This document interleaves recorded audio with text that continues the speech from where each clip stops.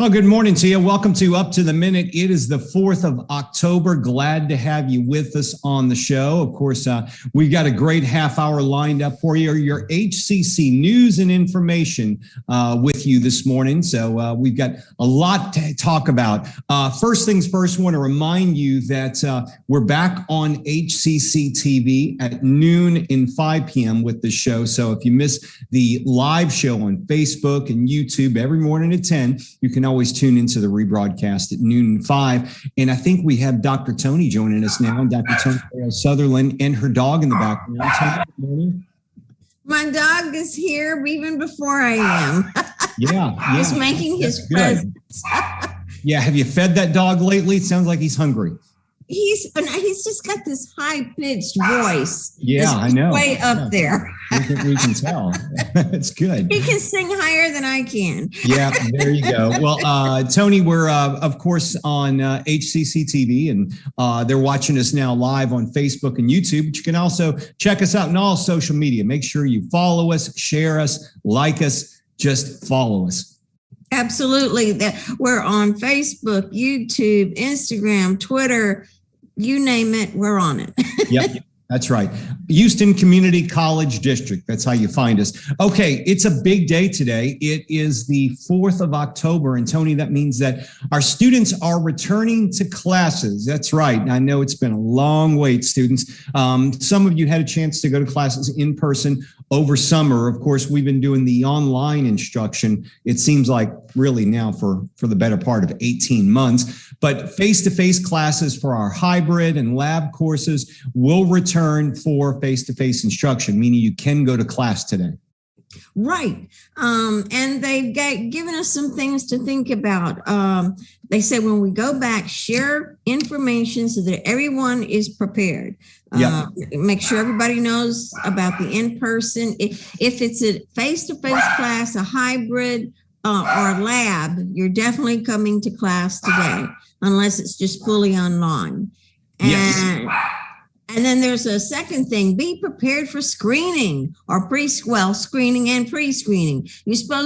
Every day you'll get something in the email, there will be a pre-screen form that you fill out. It's very quick. It takes 10 seconds really. But you have to do that first before you come to class. Yeah, so it's a unique link that you'll get. You make sure you fill out all the questions. It'll give you a scan code, and you take that with you on your phone to a screener when you get to the campus. Know where you're going, and remember to keep HCC safe. Of course, we need you to do your part. Take the HCC Soar Safe Pledge. Wear a mask, wash your hands, watch your distance, stay home if you're sick, and get vaccinated. That's what we're suggesting to all of our students, faculty, and staff. So get to the campuses a bit early, go through the screening, but you're back in classes today. And online instruction in many of our classes are continuing, but many of them, the ones who signed up for the in-person class, will be meeting today. All right, moving on. Tony, you're going to be interviewing this next guest. It's Mental Health Monday, and we welcome Dr. Sean Fitzpatrick. He's the Executive Director of the Jung Center of Houston. Good morning, Sean.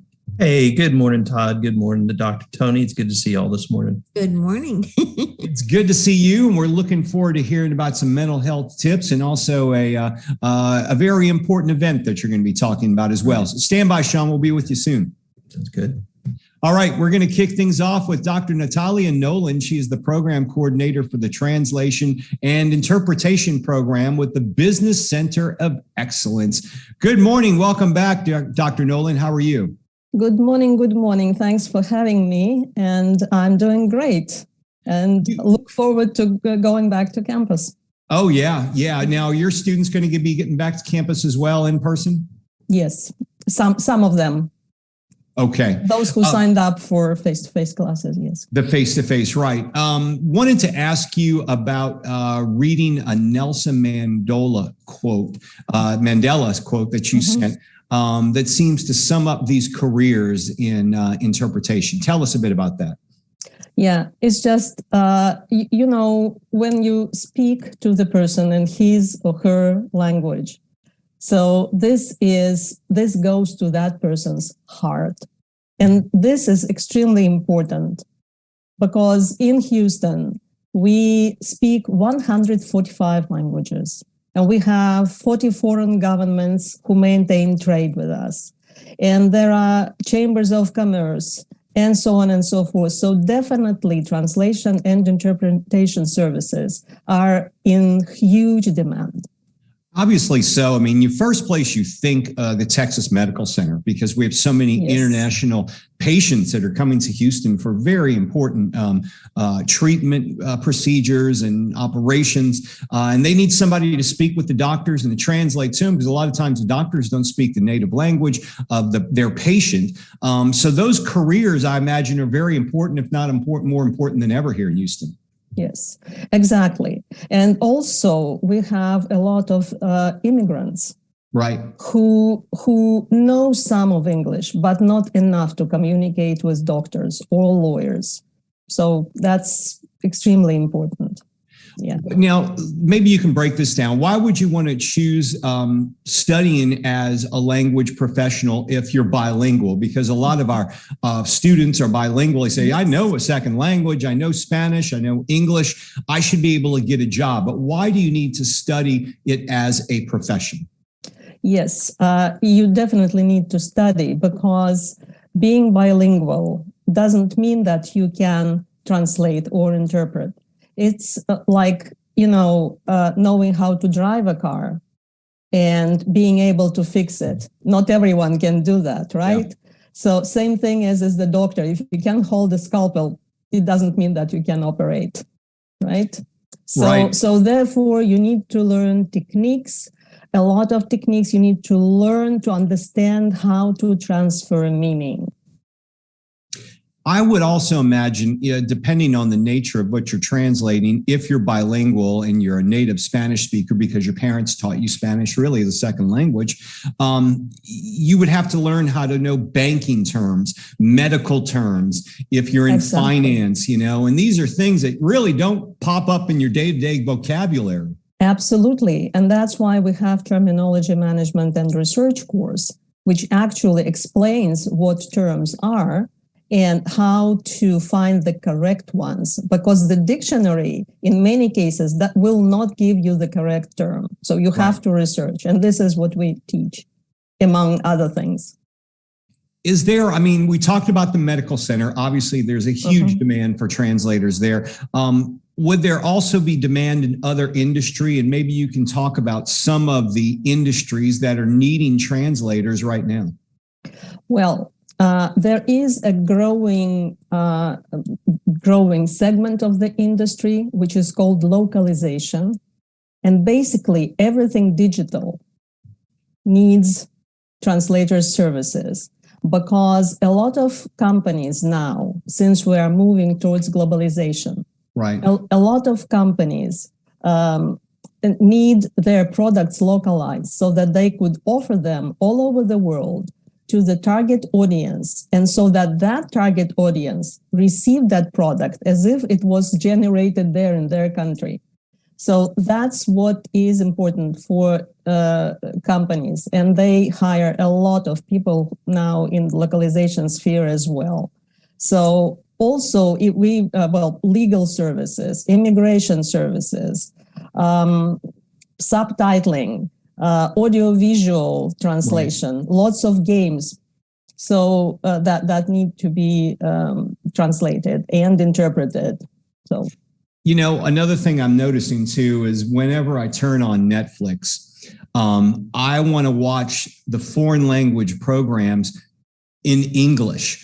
And I can do that with a flip of a button, put on the English settings. Absolutely. Somebody's got to translate that, and then somebody's got to be the voice actor for that. So I imagine that's opened up a whole new industry for you. That's exactly. Well. And this is what we're doing now. We're basically adding a new specialization in localization and audiovisual translation. So that's something absolutely new. We had talked, I think, before, translators can get jobs as contractors, or can they get hired on by the company? What are you seeing more of now? Is it more fruitful to be an independent contractor and take on a living like that, or to go to work full time for a company? What are you seeing? It depends actually. It depends on a person. So if you want more freedom, more control of your own time and do what you want, and so then you can do freelancing. However, if you would like, steady hours and so on, then it's better to go to work as an in-house translator.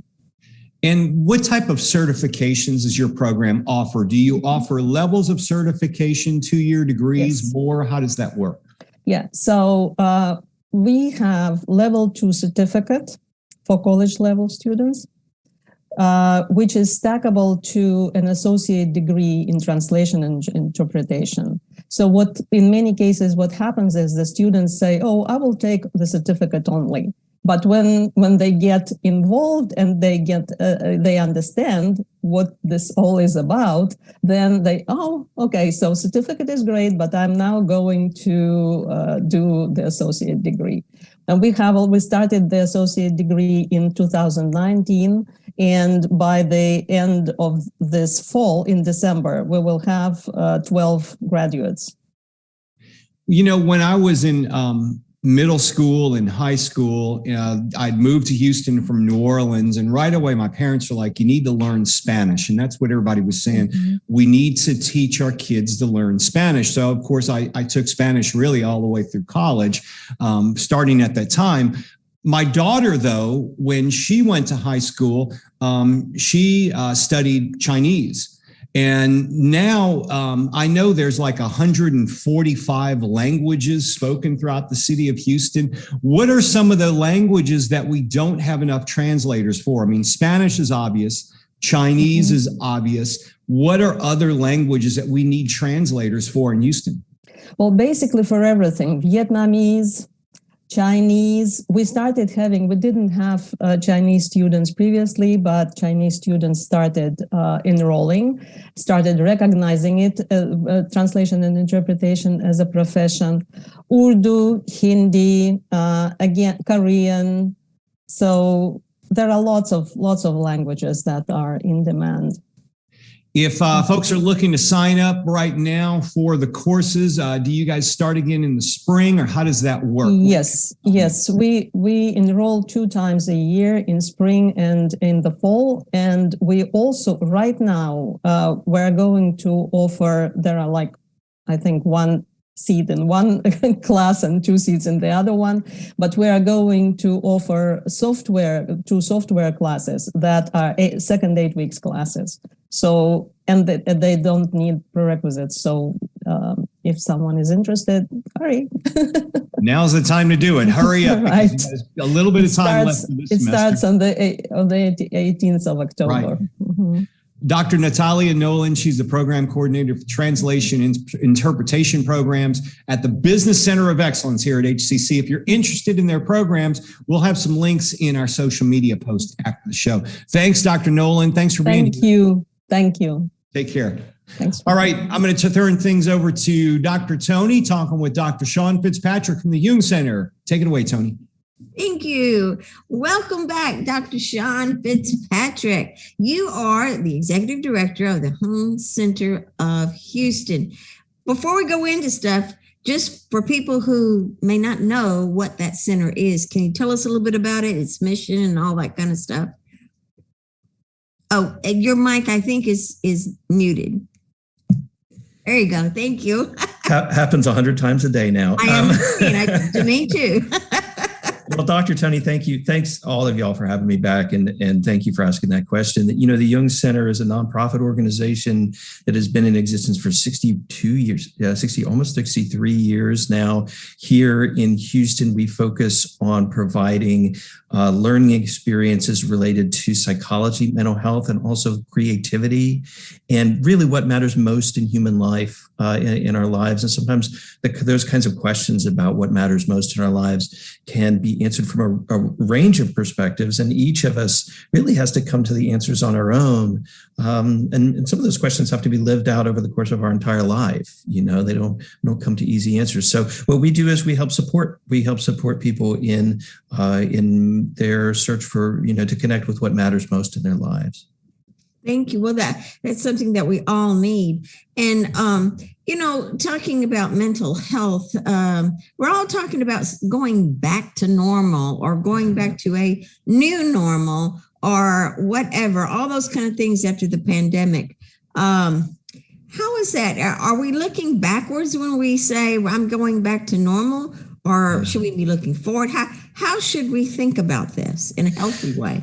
Yeah, it's a good question. That language of back to normal in one sense is a way of trying to reestablish some certainty and stability right after a period of crisis. And unfortunately, it's kind of a period of crisis that goes on. I have become increasingly frustrated with the language of back to normal, although I understand where it comes from. We are moving forward into a future together, and a future that is different. Change is a natural part of human life, and it happens that as a community, we've gone through a tremendous amount of change in the last couple of years. So what we want to be thinking about is what we have control over and what we don't, what we can plan for and what we can't, and where we're spending a lot of effort worrying in ways that doesn't contribute to that path forward, right? Well, I know people say, well, you're all worried about this. Well, and then somebody will say, well, I'm not worried about it. I'm just planning for it. Yeah. But you do seem pretty anxious. Well, what's the difference between worrying and planning for something? It's a great question. Actually that distinction was one that I heard from a meditation teacher many years ago. It was so helpful because, again, it comes back to this idea of what we have control over. So if we're worrying, we're stuck in a loop thinking about or imagining things that may happen to us that we're scared of, we're afraid might happen. But it's thinking and imagining in ways that aren't really that productive, that don't help us. Planning is when we make a decision about how we can adapt, right? What we can do with this sort of signal of danger that's arising in us. I've been really helped by as a psychotherapist, I've been really helped by some language that was used by our board president, who is not a psychotherapist, not a mental health professional. Her name is Lisa Helfman, and she is the director of public affairs for HEB. And she also is the founder of a nonprofit called Brighter Bites, which works on increasing the amount of fresh fruits and vegetables that are in the diet of millions of Americans and creating access to them. So what she did, she was giving a talk to a group of nonprofit leaders fairly recently, within the last 6 months or so, I think. And she was talking about what HEB has learned during the pandemic and their response to the pandemic. It was 3 simple lessons. The first is to be prepared. There are things that are coming at us that we can be in control of. We can make decisions about where we're going to be. We can make decisions about what kind of supplies we're going to lay in, or even maybe skills that we can acquire that will help us when we're going through crisis. And of course, in Houston, we're not exactly in a state of permanent crisis, but crisis has been coming again and again and again, whether it's weather related or change or social justice movements that have emerged that are sort of creating and forwarding great change in in society, or it's our continuing public health crises. We can make decisions about what we'll need to be prepared, right, for the ones that are coming down the road. The second is to be nimble, which I love, is to get used to being light on our feet and understanding that the path that we're on may not be the path that we ultimately take through the next step of our lives, the next stage of our lives. A great mentor of mine says that the smart lumberjack knows to step lightly because he doesn't know which log is going to take him down the river. And I've always loved that image. We need to be watching to see which log might actually get us further down the river. The third point that she makes is to be compassionate. And that starts with ourselves. we have gone through so much change that we are unexpected and really threats to our lives in the last, in the last couple of years. And so we want to start with compassion for ourselves about that, and compassion for those who are around us, that everyone has good intent, or just about everybody has good intent. And if we can start from assuming positive intention in those around us, it can help all of us as we navigate crisis together.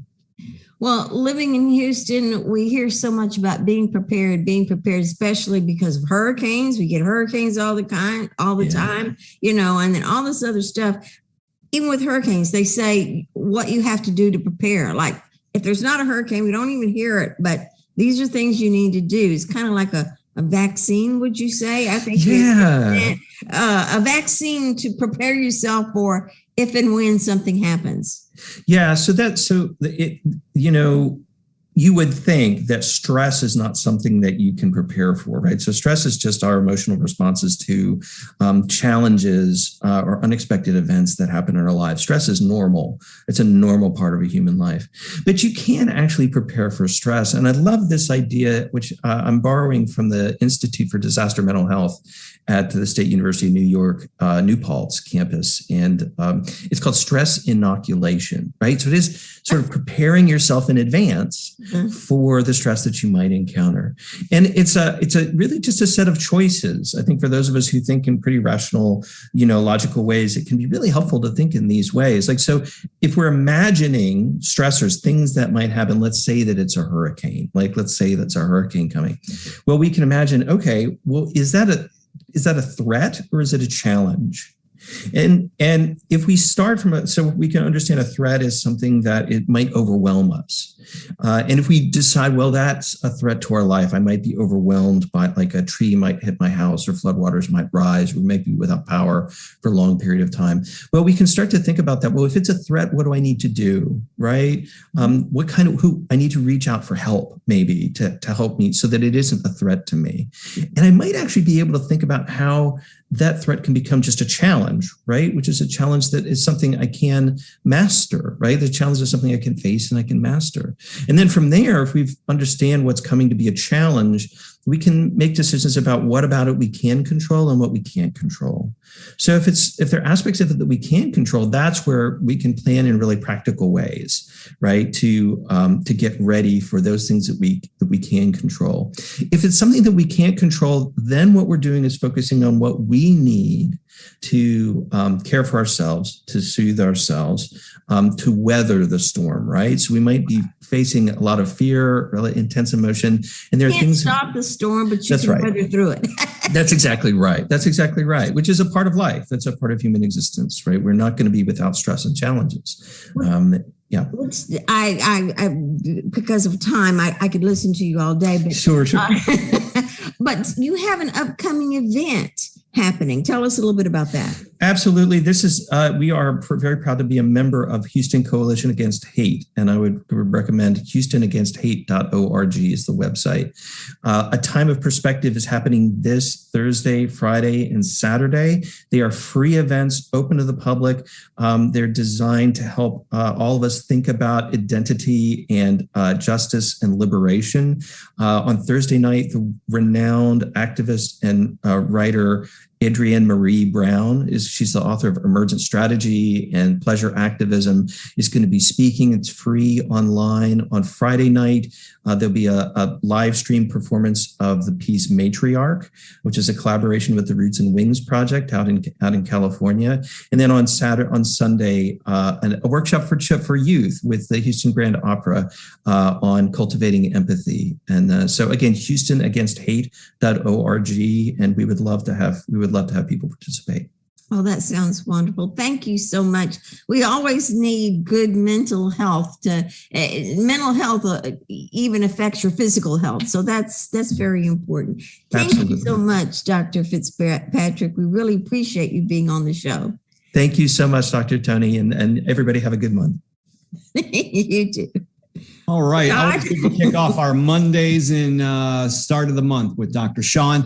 Hey, folks, Janet May is about to leave us at HCC, but before she goes, she's got another virtual coffee break coming up. This one is happening tomorrow. Grab a cup of coffee with your coworkers and Janet May, our Chief Human Resources Officer, talking about adapting to our current reality. 11 a.m. tomorrow, Tuesday, October the 5th. Michael Benford, he's HCC's new police chief. He will be there to talk about his vision for the police department and everything they do for us.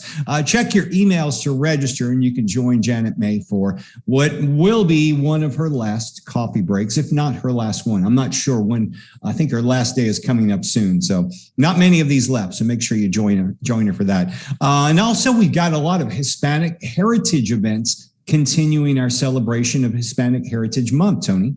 Absolutely. We have movie night, McFarland, USA. That is going to be this Wednesday, 6 to 8 p.m. at the Stafford Learning Hub. And then we have raggaton dance class. That's a virtual thing. So you can dance without anybody seeing you if you want and enjoy yourself. That's Wednesday, October 13th, 6 p.m. And just go to Student Life at hccs.edu to get more information. But if you're going to dance, turn the camera on. Why dance if you're not going to have the camera on? Come on now. Other people's enjoyment. Okay. Yeah, get with the program. Okay. Another important event we're excited about here because we played a big part in helping them out with it. The Diversity, Equity, and Inclusion Launch Campaign is coming up. The DEI launch is a chance to virtually meet Dr. Donna Davis. She's HCC's inaugural Diversity, Equity, and Inclusion Officer, and she'll be sharing some exciting initiatives and events she has planned in 2021 and 2022's academic year. I know they got a lot of things coming up, and we want you to join her noon to 1 p.m. Wednesday, October the 6th. Check your emails to register. You'll see Dr. Donna Davis and, of course, special guest, our Chancellor, Dr. Cesar Maldonado. That happens at noon on Wednesday. Okay, MBDA subs and sandwiches, that's happening as well, Tony. Absolutely. Wednesday, October 20th, 11:30 a.m. to 1 p.m. It's bring your own subs because, of course, it's virtual, but it's good. It's all about helping minority businesses improve their business and getting into places that they may not normally be able to get into. Networking is very important. So that's what this is all about. That's right. Okay. We're running out of time. Remember, register for classes. We got 4-week terms and 8-week courses, but they're starting October 18th. You got to register at hccs.edu/now to get registered right away. Tomorrow, we got a special guest for Hispanic Heritage Month, and we also have Tasty Tuesday. We have Tutopane, a Venezuelan bakery with an Italian name. You'll learn more about that tomorrow. Tony, are you back tomorrow? You're not here tomorrow, are you? No, she's off. Well, actually, I think I am. Okay, well, maybe she is. Maybe she's off. I'll be here one way or another. We'll see you tomorrow live at 10 a.m. on Up to the Minute. Okay, bye.